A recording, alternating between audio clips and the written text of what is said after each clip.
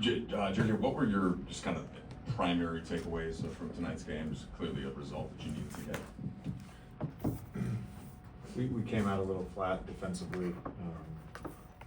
Our offensive execution throughout the game was really good. We missed shots early, but we executed well. We moved the ball well. Our organization was really good. And then, we went to the zone early in the second quarter. Really just disrupted the rhythm for them. They hit an early three in the zone. We stuck with it. Our guys just continued to play it, and I thought that brought our level of communication up. And we were able to get some stops, kind of get back into the flow of the game a little bit with getting stops and then playing after a miss and not after a make.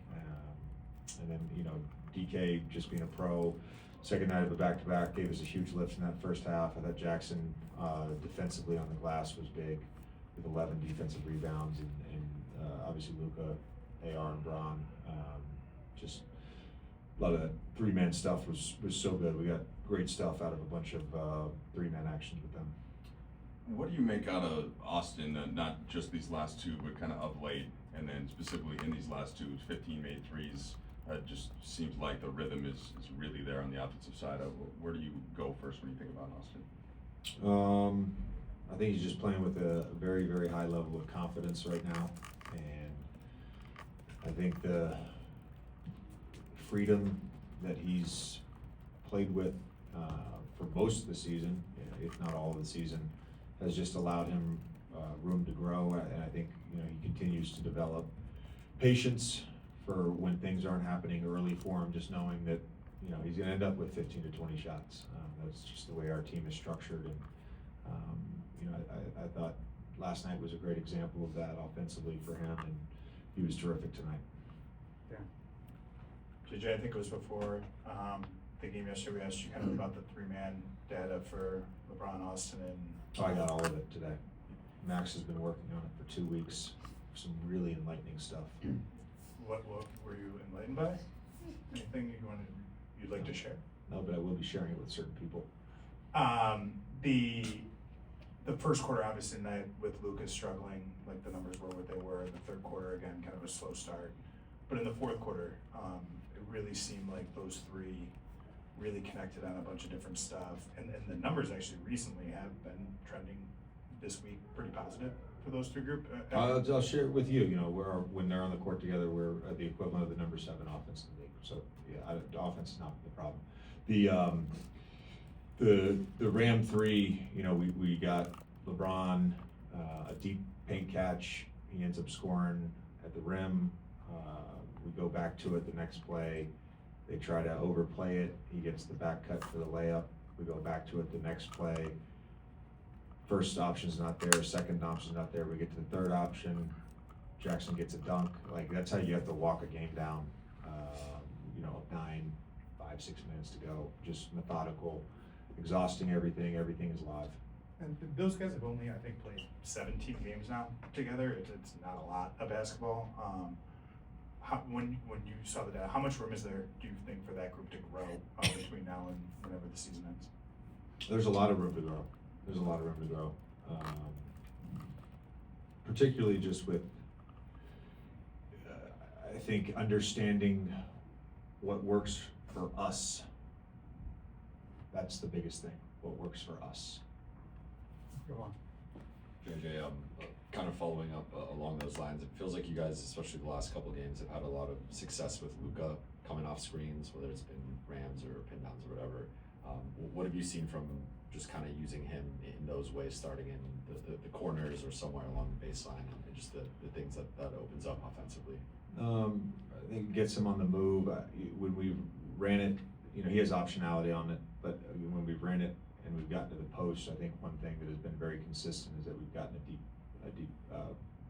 paint catch, and he hasn't had to bully his way from 17 feet. He's bullying his way from 8 or 9 feet, and when we can get Luka 2 feet in the paint, we feel pretty good about the offense. To look ahead, JJ, you guys are going to OKC for a 2-game set. When you played each other in November, there was a 4-game gap in between wins for your two teams. Now it's 17. Just how do you look at this opportunity, this challenge to play them at the structure of the season? Not even necessarily getting into the 2-game aspect of it, just having them on the schedule now. Yeah, I mean, I got a bone to pick with Houston, you know, for beating them pretty bad tonight. We're gonna get an angry team on Sunday. Mark is one of, if not the best coach in the NBA. I mean, he's that good, and he's been that good for a number of years. I'm glad that their team and their program, you know, people are realizing how good that organization is and what they built. And I watch them a lot. They're really hard to score on. They have a number of high-level defenders. You just go down the line, and it's like we were watching pregame today, and Lou Dort's disrupting multiple plays, and then he gets subbed out, and they bring in Alex Caruso. Jalen Williams has been awesome. Shea's obviously disruptive. Casey Wallace, I think for probably every coaching staff around the NBA is a favorite. They have a number of guys that can really defend at a high level. Hey Coach, you mentioned Dalton. He had a quick 10 points when he checked in, had an array of way of scoring, had an inverted action with LeBron. How helpful is that skill set now around 3 ball handlers with Reaves, Luka, and LeBron for the team? Yeah, I mean, again, I said pregame, you know, we haven't given up on Dalton. We feel like he's a guy who can help us win a game in the playoffs, maybe multiple games, because of his shooting and his ability to score. I thought, you know, it was a great way for him to start tonight with an offensive rebound on a crash and tip in, just showing how locked in he was to the game. And I think that the basketball gods reward that. JJ, how would you define as this upcoming road trip like a marker of success for the team?